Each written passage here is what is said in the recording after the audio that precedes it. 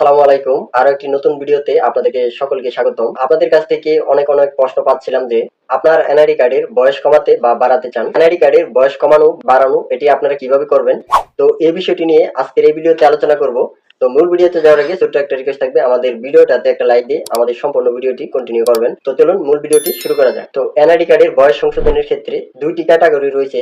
তো প্রথম ধাপ হচ্ছে, এরকম হতে পারে যে আপনার জন্মসাল ছিল 1995, কিন্তু এনআইডি কার্ডে চলে এসেছে 1996 বা 97। তো এরকম যদি আপনার এনআইডি কার্ডের 1-2 বছরের গরমিল হয়ে থাকে, তাহলে আপনি এক ধরনের ডকুমেন্টস দিবেন। তো দ্বিতীয় যে ক্যাটাগরিটি রয়েছে সেটি হচ্ছে, তো 5 বছরের অধিক আপনার বয়সে পার্থক্য।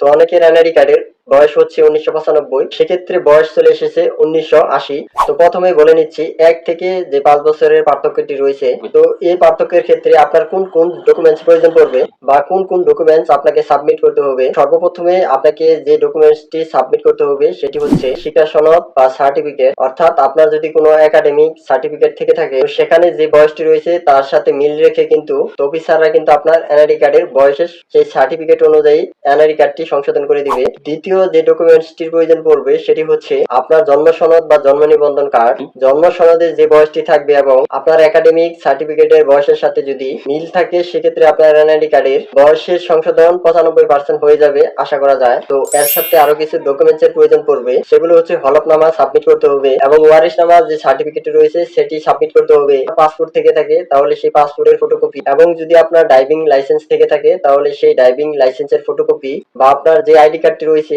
সেই আইডি কার্ডের একটি ফটোকপি সেখানে সাবমিট করতে হবে। তো এতে করে আপনার যে প্রকৃত বয়স রয়েছে তো সেটি ভেরিফাই করা তাদের জন্য খুবই সহজ। আর যত সহজেই নির্বাচন কমিশন অফিস আপনার বয়সটি ভেরিফাই করতে পারবে, তত সহজে আপনার এনআইডি কার্ডের বয়সের সংশোধনটি দ্রুত সমাধান হয়ে যাবে। আরো একটি কথা হলো, যাদের কোনো ধরনের একাডেমিক সার্টিফিকেট নাই এবং কোনো সরকারি চাকরি করেন না, তারা কিন্তু জন্ম নিবন্ধন এবং অন্যান্য ডকুমেন্টস দিয়েও আপনি আপনার এনআইডি কার্ডের সংশোধনটি করে নিতে পারবেন। এতে করে কোনো ধরনের সমস্যা হবে না। তো এখন আসি, যাদের এনআইডি কার্ডের 5 বছর বা 6 বছরের বয়সের যে গভর্নমেন্টটি রয়েছে, তো তাদের ক্ষেত্রে কি কি ডকুমেন্টস এর প্রয়োজন পড়বে। তো 6 বছরের অধিক যাদের বয়সের পার্থক্য, তো তারা একটি জিনিস মনে রাখবেন যে আপনাদের বয়স সংশোধনটি তো না হওয়ার সম্ভাবনাটাই সবচেয়ে বেশি, কেননা বয়সের সংশোধনটি নির্বাচন কমিশন অফিসে সবচেয়ে বেশি আবেদন করে থাকে এবং সবচেয়ে বেশি রিজেক্ট হয়ে থাকে। তো 6 বছরের উপরে যদি আপনার বয়সের গরমিল থাকে, তো সেগুলো হচ্ছে সিভিল সার্জনের নিকট থেকে একটি মেডিকেল রিপোর্ট নিতে হবে। যে মেডিকেল রিপোর্টে উল্লেখ থাকবে আপনার প্রকৃত বয়স কত।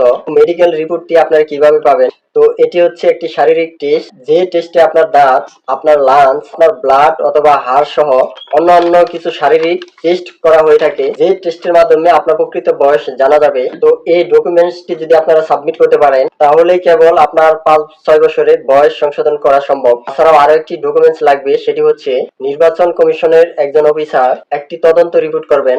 এই তদন্ত রিপোর্টে উল্লেখ থাকবে আপনার প্রকৃত বয়স কত। নির্বাচন কমিশন অফিস যাচাই বাছাই করে যদি দেখেন আপনার সকল তথ্য ঠিক আছে, তাহলেই কেবল তিনি এই রিপোর্টটি দিয়ে দিবেন। তাহলে আপনার এই রিপোর্টে উল্লেখ থাকবে আপনার প্রকৃত বয়স হলো এত, কিন্তু ভুলবশত এনআইডি কার্ডের বয়স বেশি বা কম চলে এসেছে, এটি সংশোধন করে দেওয়া হোক। তো এই দুইটি রিপোর্ট যদি আপনি বের করে জমা দিতে পারেন, তাহলে কিন্তু আপনি 5-6 বছরের বয়সের পার্থক্যটি সংশোধন করা সম্ভব। তো অন্যথায় আপনি এই দুইটি রিপোর্ট সংগ্রহ করতে না পারলে বয়সের পার্থক্যের সংশোধন করতে পারবেন না। আপনারা যারা অনেক বেশি বয়সের সংশোধনের আবেদন করে রেখেছেন, তাদের আবেদনটি দেখবেন পেন্ডিং অবস্থায় রয়েছে, অথবা বারবার আবেদন করে যাচ্ছেন কিন্তু রিজেক্ট হয়ে যাচ্ছে, কারণ আপনি কোনো প্রকার প্রপারলি ডকুমেন্ট সাবমিট করতে পারছেন না।